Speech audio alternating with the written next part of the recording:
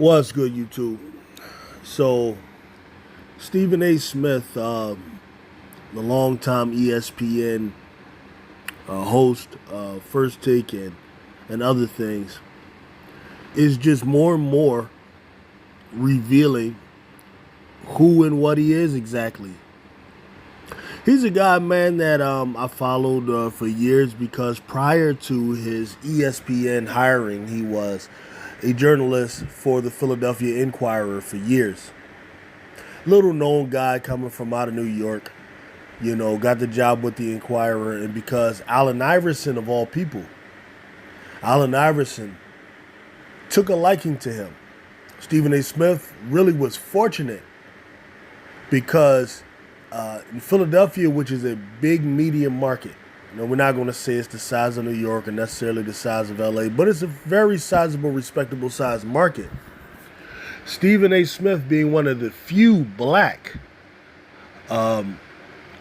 writers, along with John Smallwood and some others, but being one of the few black writers, was in an advantageous position because it was Allen Iverson who had taken a liking to him over other writers. You had Donaldson here, you had a number of different writers here. I'm not going to run through all of them, but Stephen A. Smith, being black, Allen Iverson took a liking to him. And because of Allen Iverson taking a liking to him, he was able to get certain information from Iverson. He was able to jumpstart his career. Were it not for Allen Iverson, who is, without a doubt, one of the biggest cultural icons in sports, along with being one of the greatest players, Hall of Famer, Stephen A. Smith would not be who he is today. And I understand it from this perspective. Allen Iverson allowed Stephen A. Smith to get on local radio here, WIP. There were times where he would be on Angelo Cataldi's show, which was the morning show. There were times he would be on the afternoon show at that time, which was run by Mike Missinelli and Howard Eskin. This is the first time I actually heard him.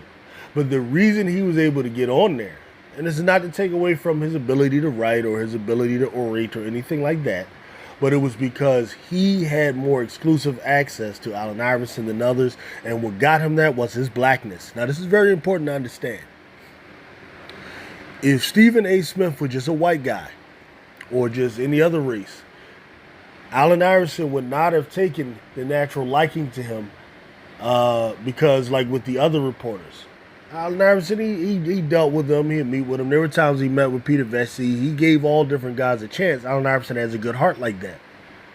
But Stephen A. Smith used his blackness, which I don't have a problem with, but I'm going to show where it gets ridiculous later.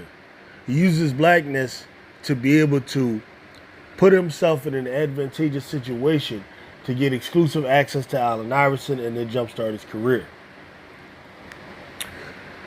What's funny to me now is years later, as Stephen A. Smith ascends up the ladder and he becomes the man at ESPN, that now he uses his platform, which is almost like a bully pulpit at times, to now turn around and berate much of the culture that really a guy like Allen Iverson stood for. It's interesting that he didn't have that smoke for Allen Iverson, because Allen Iverson was the guy that introduced, the cornrows.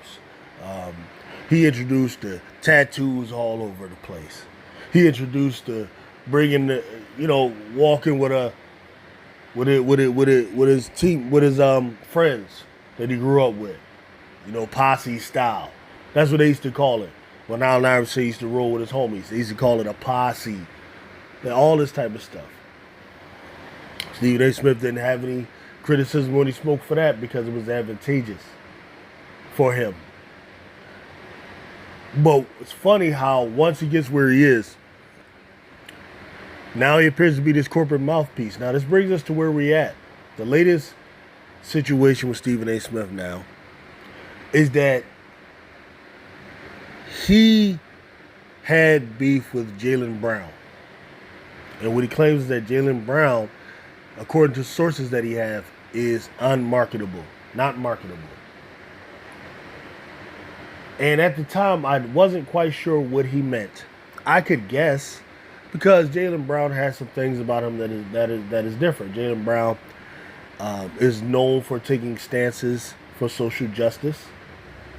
Jaylen Brown is known for siding with other players like Kyrie Irving for reasons that are like known to Jaylen Brown, which really is more in support of the actual Constitution and free speech and things like that Americans pretend to be on, though it's a bunch of bullshit for the most part. But they pretend like that these are their virtues. Many of these people. Jaylen Brown also is a Muslim in religion, who is vocal about that, who just recently made the Hajj, the pilgrimage to Mecca. Not saying he's being discriminated for that, but you never know. You never really know with people in high places what they do like or don't like about you. But for the most part, they probably don't like the fact that he's not just a company man, and that he's on top of that, he's very intelligent, very articulate, very driven, knows what he wants. In other words, he's a man. And in this society, oftentimes black men who are real men, who stand on chivalry, stand on business, who have integrity, who live by a code, are oftentimes threatened by insecure white males who are wanting to hold on to power. This is something that we know. As black men, this is something that we know. I personally know from business dealings that I've had, from work establishing contracts with many white men, from working jobs with many white men. Many of them, afraid to look a black man in the face and talk without voice cracking and, getting a little teary-eyed sometimes, And it's not like they're afraid or anything. It's more like they're just not comfortable. So I understand, just from a personal level.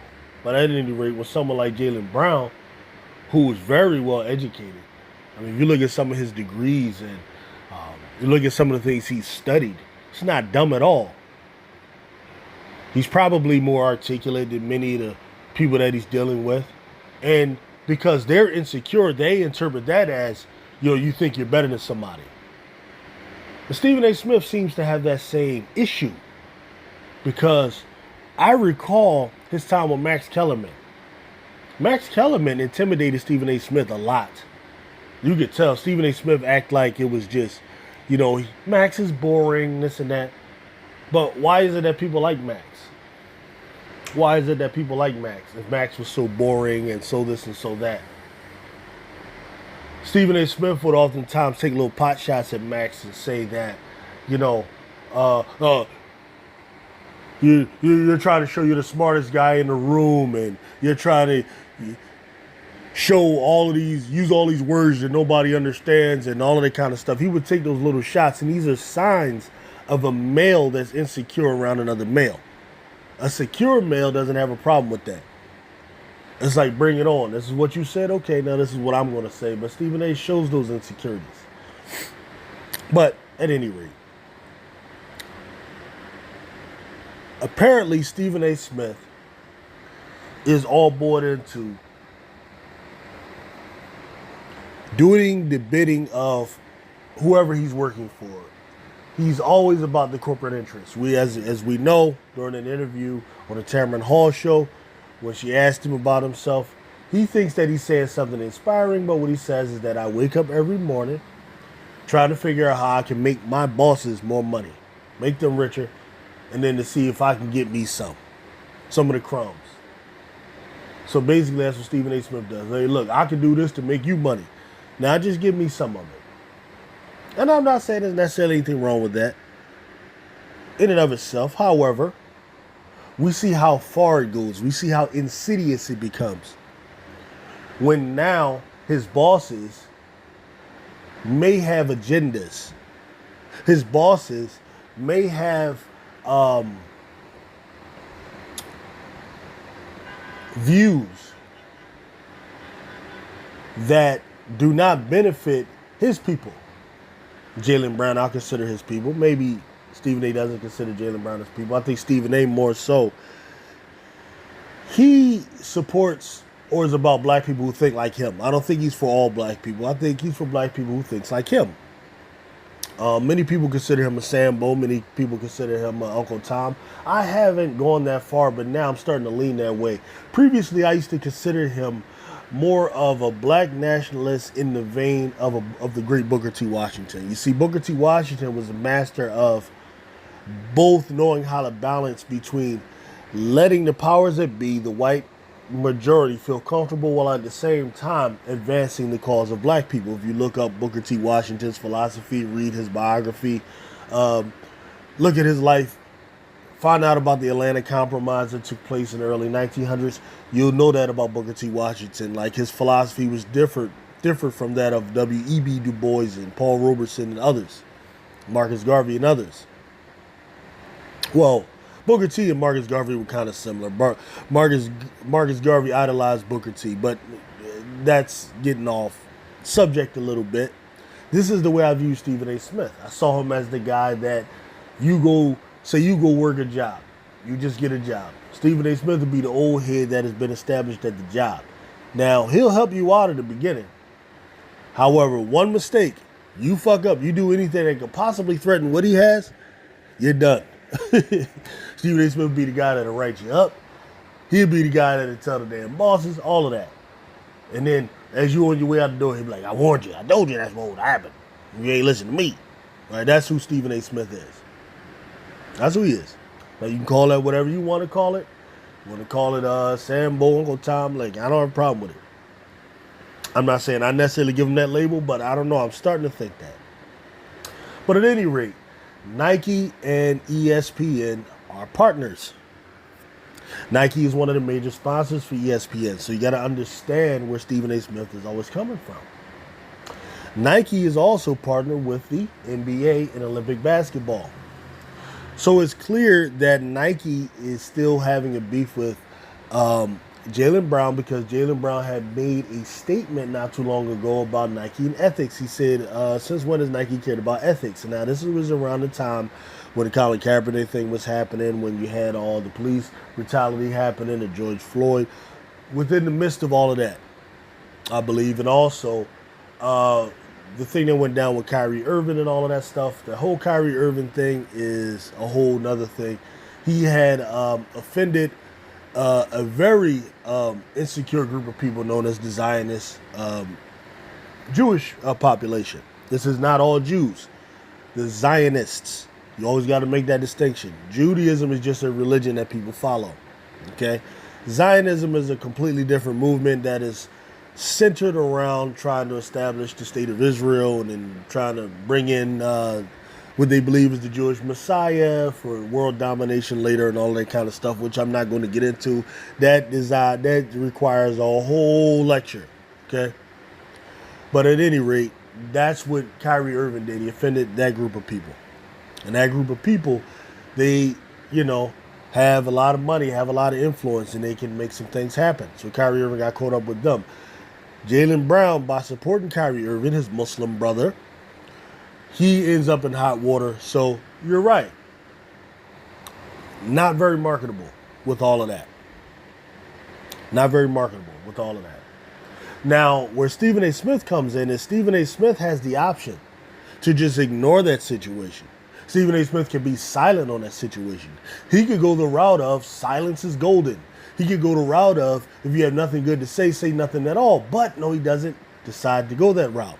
Stephen A. Smith believes that when money is involved, that pretty much a person who's intelligent will do whatever it takes to get that money.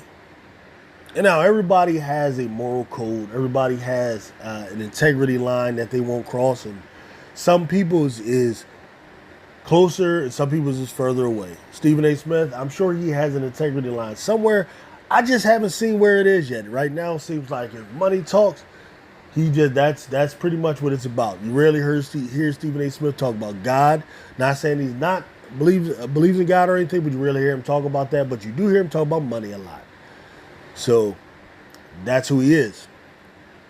Now, Nike is one of the people that his bosses are in lockstep with.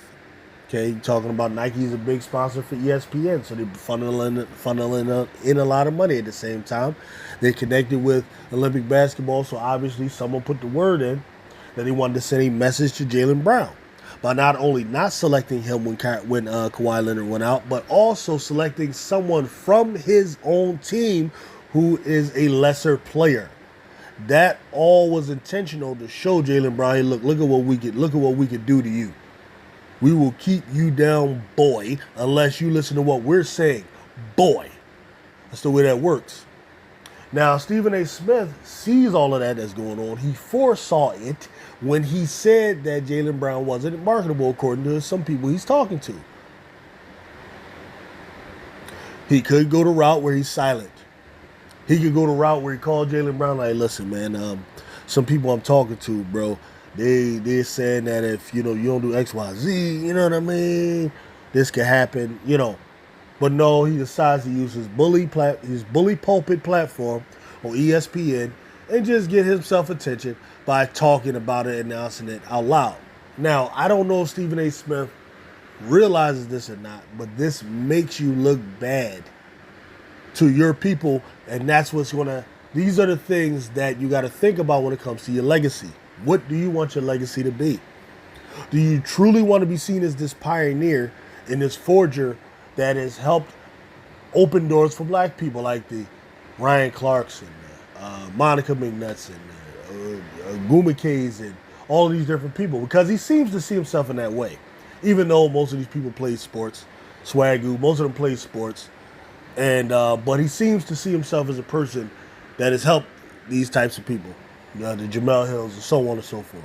So is that who you are, Stephen A., that you're opening doors? Or are you the other type? Closer to the Jason Whitlock, so I don't put him there. Jason Whitlock is a whole nother level. I would not put Stephen A. Smith with him. Stephen A., he's the extreme, alt-right Jason Whitlock version, okay? But Stephen A. Smith has to think about his legacy. What do you want to be known as, man? Because at a certain point, the money's not going to matter. You got your money, bro. You got your money. There's going to be a day when you retire and you look back. And then you got to look yourself in the mirror, man. Are you comfortable with that? Another thing I want to tie into with Stephen A. Smith is also the reason why you're looking bad when it comes to the Angel Reese and Caitlin Clark thing. Stephen A. Smith may genuinely believe Caitlin Clark is a better player than Angel Reese. That's not a problem. But if you notice, Stephen A. Smith rarely talks about the actual basketball of it. He talks a lot of money language again. Golden goose. Rising tide lifts all boats. All of that is money language. And it's because, again, Caitlin Clark is a client of Nike. Nike has invested almost $30 million in her. She's what you call a monarch athlete. Okay, so she has the backing of Nike. Stephen A. Smith will never say a bad word about her. If she does something if she has a bad performance or whatever, he will make excuses. He will say she's a rookie, or he'll be silent on it. So he's never going to do that. Whereas with Angel Reese, she's open game. She's not tied into any money that is going to control what he says or anything like that. He's not going to get a word from, a Reebok sponsor or whatever she's with to tell him to be silent on something, that you're working against our interest. So I don't know you don't know whether Stephen A. Smith's opinions are ever genuine or not.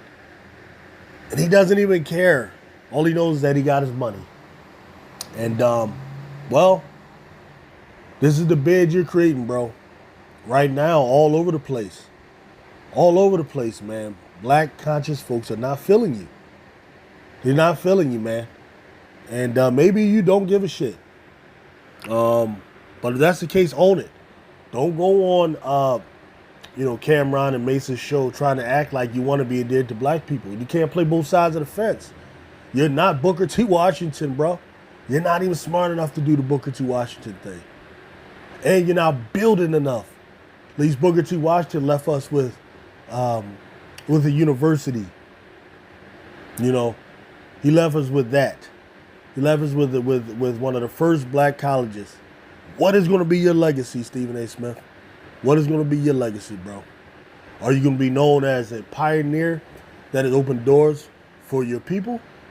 Or are you going to be known as a money-grubbing, buck-dancing Sambo? Remains to be seen, man. Peace out.